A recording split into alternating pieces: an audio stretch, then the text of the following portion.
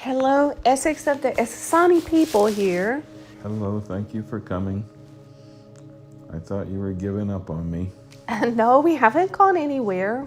Okay, haven't heard from you in a few days, so I was a little worried. Yes, well, our primary concern is looking after the vessel, and we are of a higher vibration of many of the beings which she channels, and so this requires additional clearing and removal of some blocks and other more dense energies. So there's some work to be done, and we have been about that. Yes, I And know. we understand it's not comfortable or enjoyable, but it will be worthwhile, and we appreciate your willingness.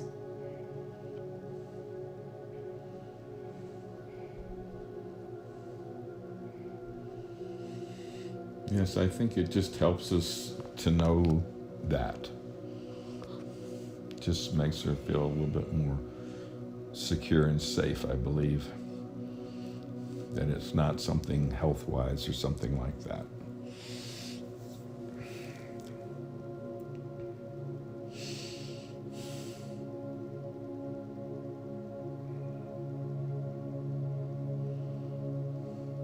Yes, we understand, and unfortunately, if there are emotional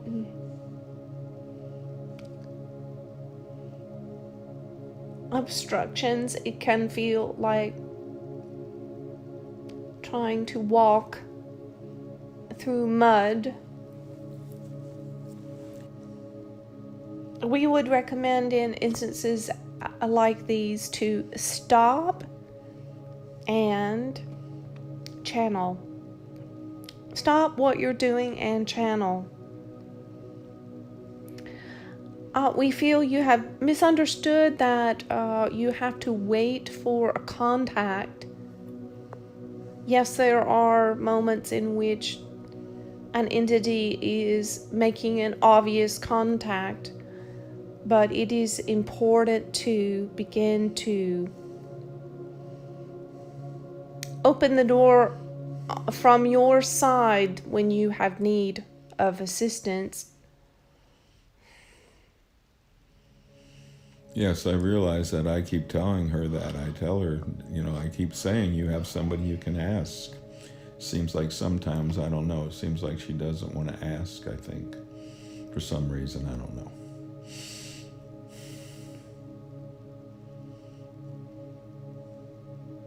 Well, she is asking. There are times of disorientation. Yes.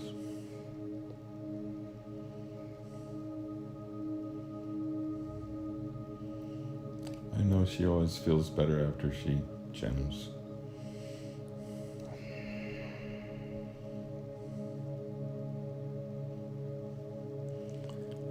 Evidently, we've been getting feedback that I'm supposed to ask questions louder, but when I get so relaxed and so stoned, it's hard for me to speak louder.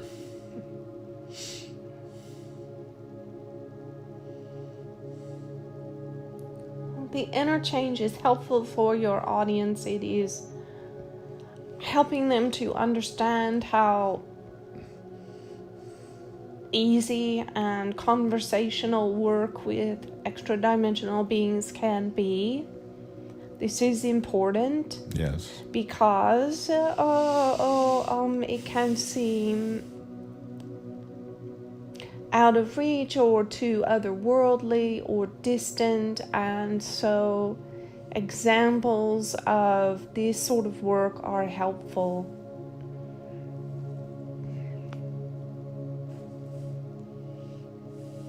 I do have a question. Yes. So, I have this machine that puts out certain vibrations, and so I put good water near the machine when it's running, with the belief that because water will hold vibrations, that then the water picks up that vibration, and then when I drink the water, I'm like getting a treatment from that vibration just by drinking the water that's been treated by the vibration. Yes, that is correct. Okay.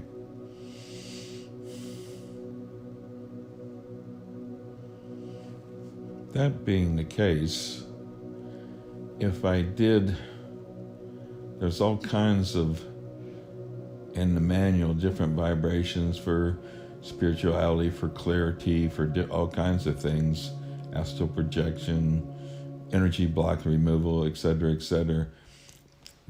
Would that then be beneficial for me to use some of the treated water with a specific thing on certain patients while they get treated? Yes, certainly. Okay. We would say that dehydration is a major issue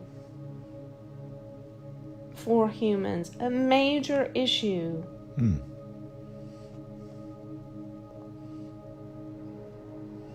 Okay. It affects their health and their mental and emotional health as well, and it also can cause their auric field to contract or shrink.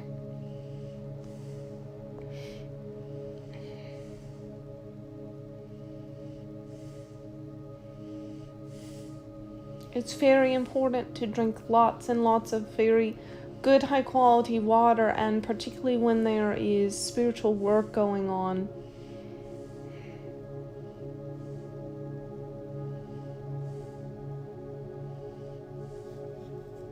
And the vessel is certainly not drinking enough water. Okay.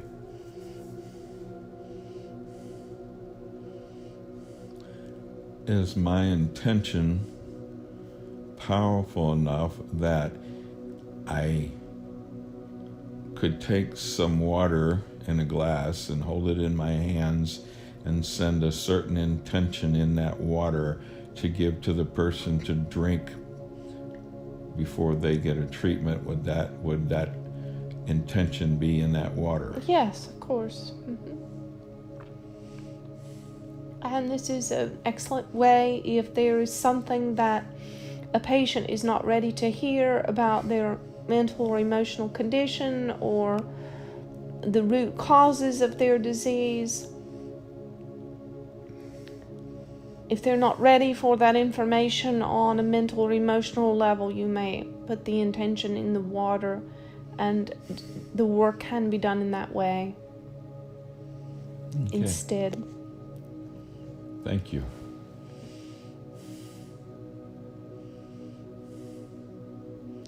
We would say that for any child that you treat that has issues of abandonment, particularly children who have been adopted, Yes. this would be an important practice that you always treat. You can with the water or with the acupuncture, whatever, or simply by laying your hand on them with an intention to uproot this root of abandonment and rejection. We would ask that you do this for any child that comes to you, or adult child that is adopted.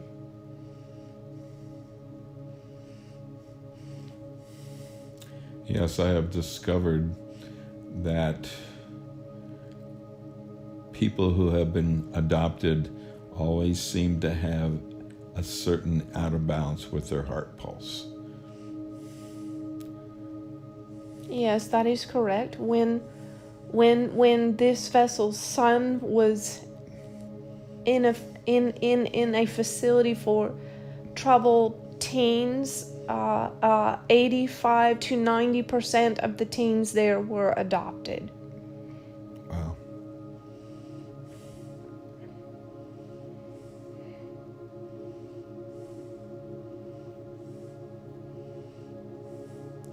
I tell patients that what I believe that is that the person who's most supposed to take care of you and love you is your mother. So when you get adopted, there's like an underlying belief that if my mother doesn't love me, then nobody can love me. That is correct. Okay. And this vessel struggles with abandonment from what may seem to be a lesser cause, but is pertinent nonetheless for her, which is that her mother was drugged at her birth and therefore unconscious when the child was born, and the father was at home, had been sent home in anticipation of a long labor, and so she was born into the world with no one there to receive her but the staff, you see. Yes. And then, of course, she was young in a time that mothers were taught to let their babies cry, to leave them in the crib and let them cry. And this is very damaging to the psyche of children, to be left in a dark room to cry. Yes.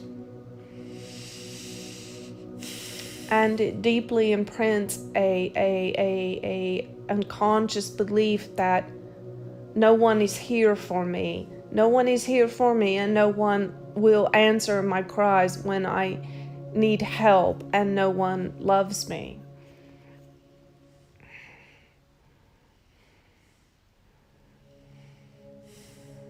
And this requires deep and patient work from loving people, and perseverance, and as Judah has been speaking to the vessel, and we are influencing as well the writing, that dreams are a primarily untapped resource for expansive healing of these sorts of traumas. And as the vessel was writing today under our influence, if people spend a third of their lives asleep, and so it is a shame that people are not taking advantage of this vast expanse of time for spiritual work. And you can do that by programming a dream as you're laying there and falling asleep. Putting an intention into a you dream. can encounter various forms of help. Yes, you can have various forms of help, such as insight from your higher self, insight from universal consciousness, streaming universal consciousness, and you can also have the help of cosmic beings such as ourselves, who are able to come and do quick work, make quick light work of some of these issues. And so you can simply ask for help before you sleep. And if you have some consciousness or understanding about the issue, you can simply state that I ask for my team of higher vibrational, cosmic and angelic beings to please treat this. If the issue is abandonment, treat this, the root of it, uproot it and heal it, do a massive change, history, transformation, and heal everything that followed after the original wound. Good. Okay.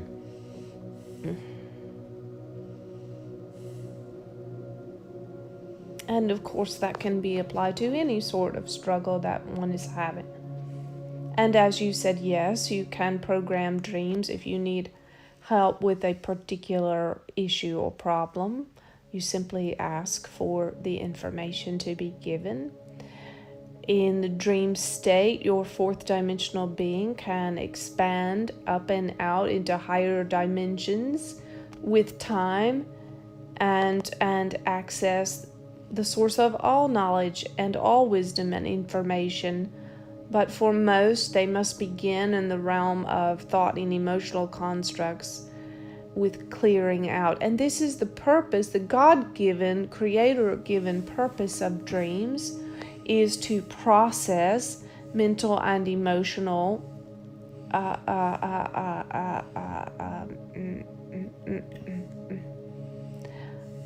happenings. Ideally, one would process the day's happenings each evening in sleep and start fresh the next day. And this is why most people feel better, refreshed in the morning, typically because of this processing and an unburdening. However, when people endure too much stress, too much trauma on an ongoing basis, their psyche becomes overly burdened, and they can't get through the clearing process in a night without some assistance. Yes, that's why I advise patients to meditate before they go to sleep, even if it's just for 5 or 10 or 15 minutes, just to clear away the day. Yes, we agree. And unfortunately, we would say that in the culture, people's ears, even spiritual people's ears, are being dulled to the word meditation. They don't want to hear it one more time. But we just have to say again and again and again and again, meditate, meditate, meditate, and meditate some more. And don't grow weary of it. And there are some who've tried it for a time and season and abandoned it because it seemed nothing came of it. And unfortunately, they just stopped just short of really having a breakthrough. And so all of these, we would say, get back to meditating and stick with it and don't stop, because it will transform you. For meditation is the space in which you begin to get a taste of, a sense of what it is to be your enlightened, fifth dimensional, higher dimensional self. And if you get enough of a taste of it enough times, you will keep coming back for more, and you will begin to understand what your higher dimensional self feels like, looks like, and you will be able to bring more of that into your everyday spaces. Yes, that's very, very close to what I tell my patients, to give it at least 3 months.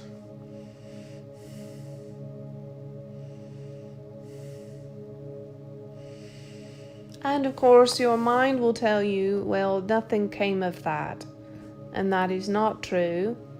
Most people, even people who are frustrated with meditation, are receiving a lot more benefit than they realize. And of course, the mind will try to deceive you and frustrate you so that you will stop doing it. I tell them that. And so it's very important to persist and persist and persist and persist. Yes.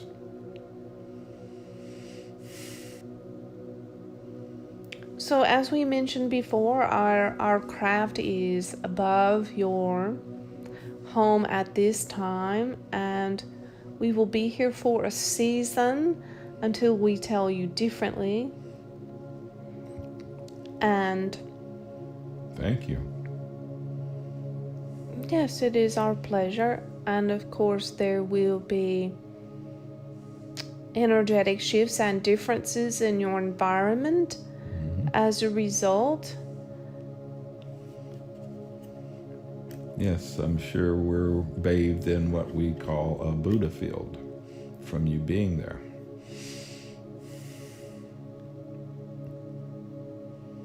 Yes, so be patient with one another. We're working on it.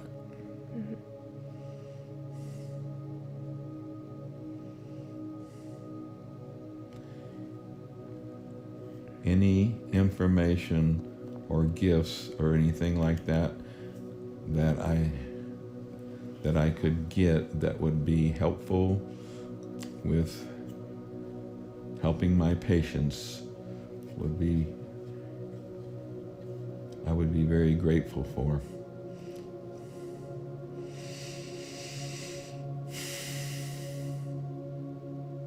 Well, certainly, and you may bring them case by case to us. No name is necessary. We will be happy to help. That would be great. Initials will be fine.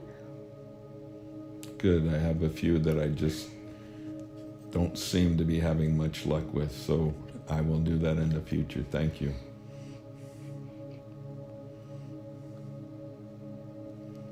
Okay, so we will continue at a later time. It is time for the vessel to sleep, and we will be continuing our work in the night and also in the day with her as she writes.